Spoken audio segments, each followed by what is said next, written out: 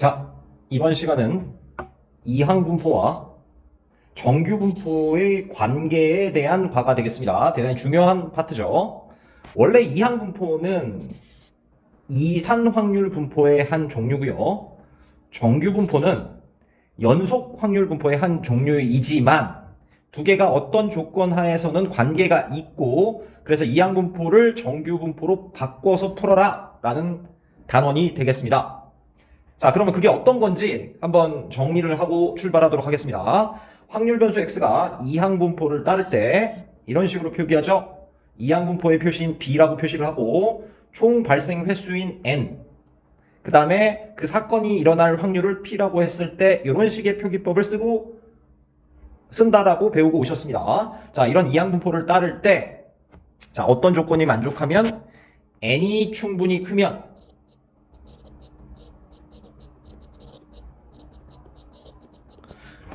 크면 x는 근사적으로 정규분포를 따른다. 정규분포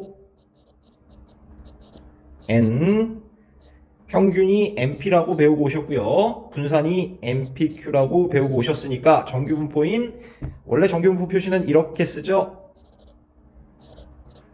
그러니까 평균 자리에 np를 적어 넣었고요. 그 다음에 분산 자리에 npq를 적어 넣으면 된다 라는 얘기가 되겠습니다.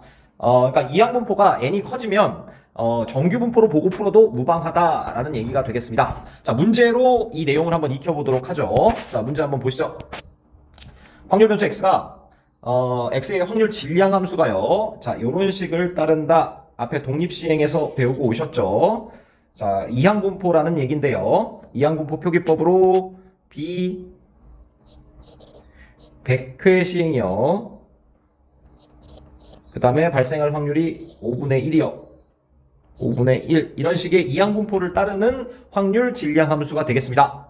자, 그랬을 때 px가 28 이상, 100회 중에 28회 이상의 값을 오른쪽 표준 정규분포표를 이용해서 구해라 라는 문제가 되겠네요.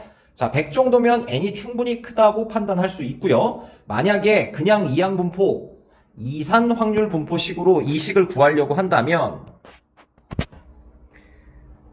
100시 28, 5분의 1의 28제곱, 5분의 4의 72제곱 더하기 100시 29, 5분의 1의 29제곱, 5분의 4의 71제곱, 이런 식으로 쭉쭉쭉 해서 100시 100까지 연산을 해야 되는 엄청난 계산이 됩니다.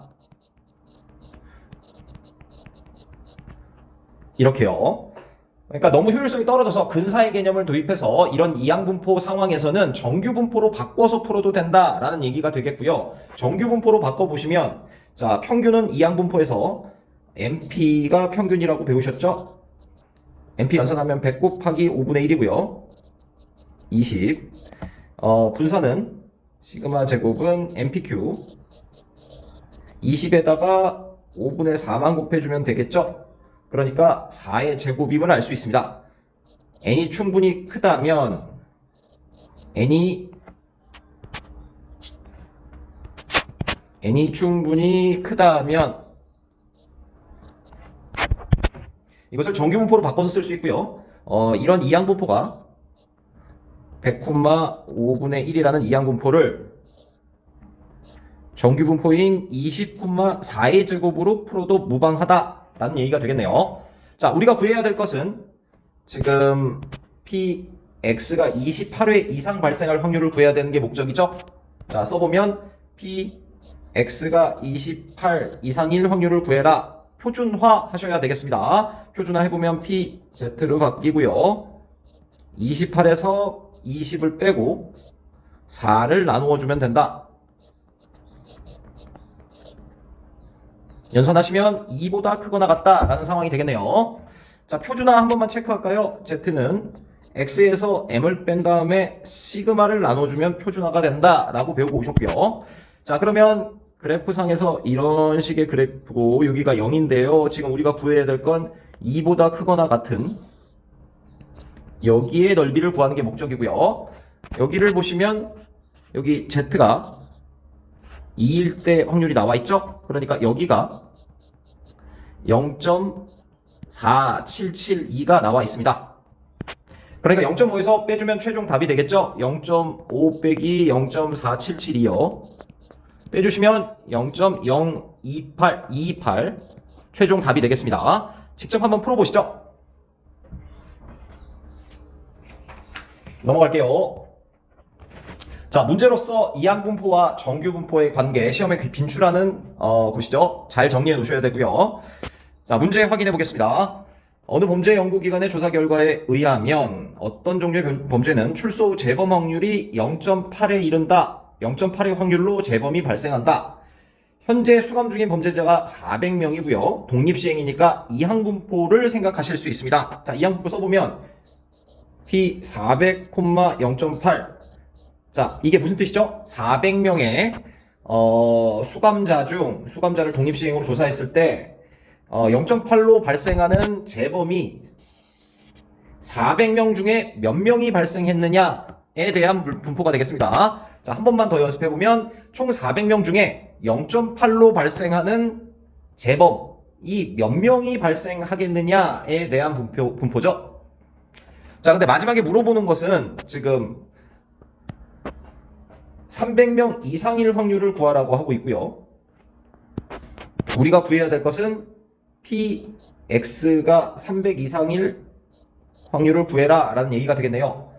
n이 충분히 크다고 판단할 수 있으므로 이것을 정규분포로 바꿔서 생각할 수 있고요. 자, 평균은 NP 400 곱하기 0.8이고요. 연선 해보시면 320 확인하실 수 있습니다. 분산은 NPQ고요. 320 곱하기 0.2 연산하시면 되겠죠? 8의 제곱 연산하실 수가 있습니다.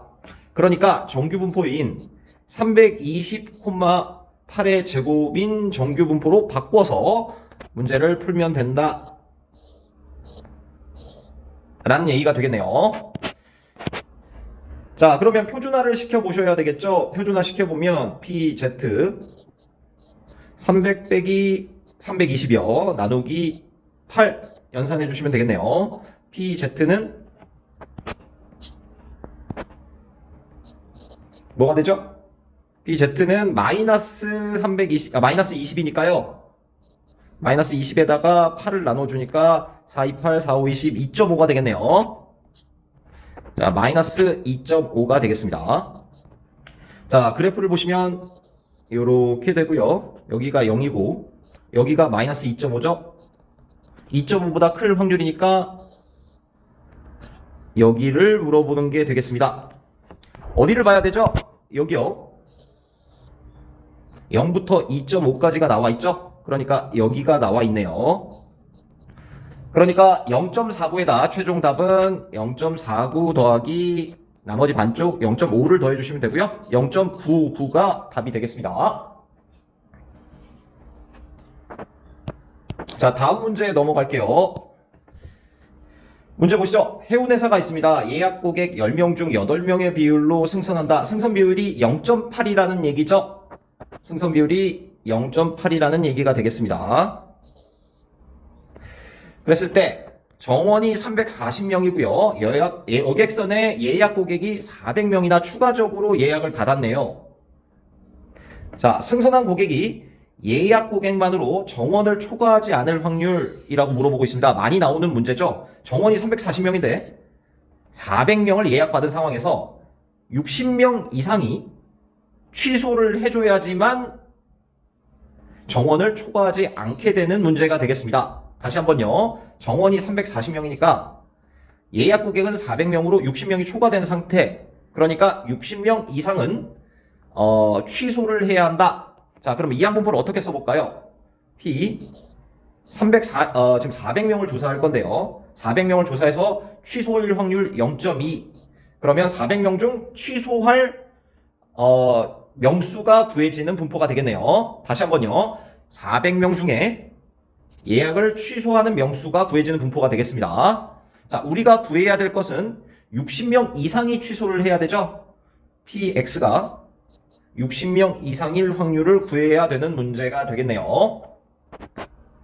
자, n 충분히 크고요. 그러니까 정규 분포로 바꿔서 풀면 되겠죠? n 평균 분산부터 구할까요? 평균 구해보면 평균은 400 곱하기 0.2고요. 그러면 80이 되겠네요. 분산은 시그마 제곱이요. 80에다가 0.8 곱해주시면 되죠? 8의 제곱이 되겠습니다. 그러니까 정규분포 80,8의 제곱이라고 쓰면 취소하는 명수에 대한 분포가 되겠네요. 자, 표준화 시켜보셔야 되죠?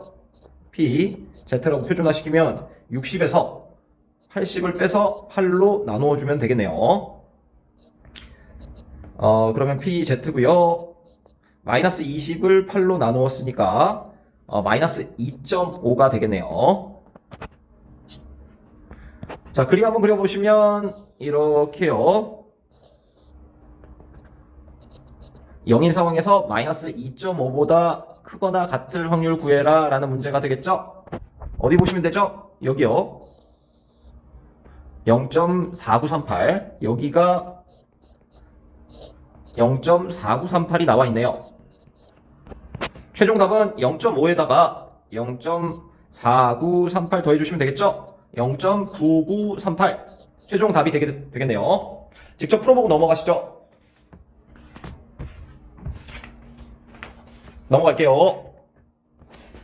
자, 마지막 문제입니다. 이항분포와 정규분포의 관계 익히고 계시고요. 대단히 중요한 파트가 되겠습니다. 이항분포에서 n이 충분히 커지면 정규분포로 바꾸어서 풀어도 된다라는 단원이 되겠네요.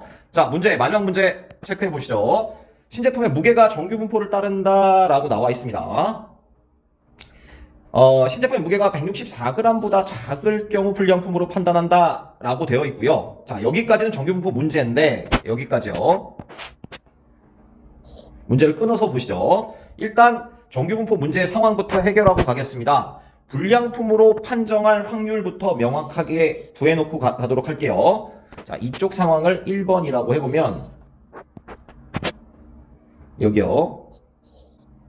불량품으로 판단할 확률 먼저 구해보도록 하겠습니다. 자, 1번 상황이요. PX가 무게인데요. 이건 독립시행이 아니죠. 무게가 164보다 작으면 불량품으로 판단하는 확률이 구해집니다.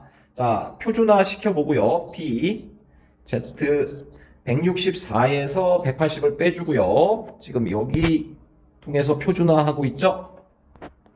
나누기 8 해주시면 되겠네요. PZ는 연산하시면 마이너스 2보다 작거나 같다. 다시 말해서 이렇게 정규분포가 있는데 여기가 마이너스 2요. 마이너스 2보다 작거나 같을 확률을 구하라고 하고 있고요. 문제에서 여기를 보면 되겠죠? 여기 2니까요. 여기가 0.48이라고 나와 있습니다.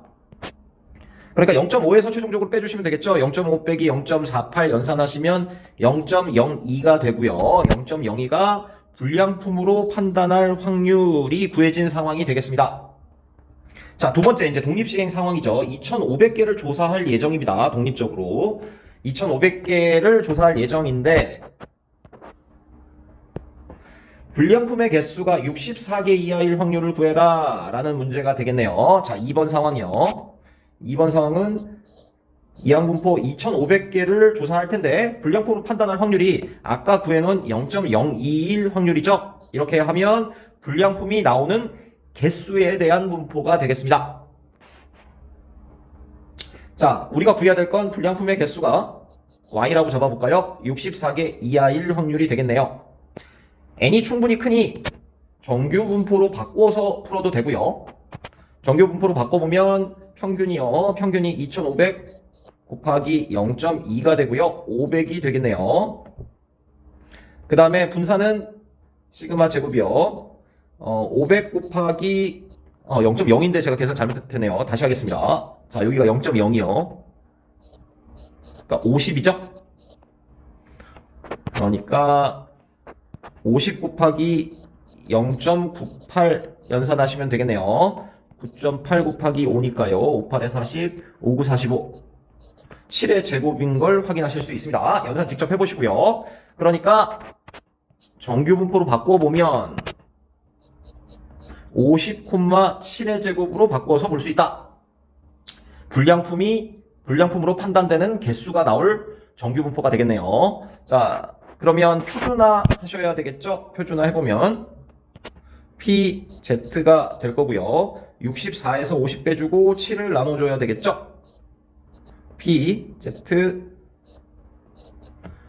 2 확인하실 수 있겠네요. 자, 그림상으로 보시면 이런 식의 정규분포가 있는데 여기가 0이고요. 2보다 작을 확률 여기 구하라는 얘기가 되겠습니다. 동일하게 여기 보시면 되죠? 여기가 0.48이라고 나와 있네요. 최종 답은 0.5에다가 0.48 더해주시면 되죠? 0.98 최종 답이 되겠습니다. 자, 여기까지입니다. 고생하셨습니다.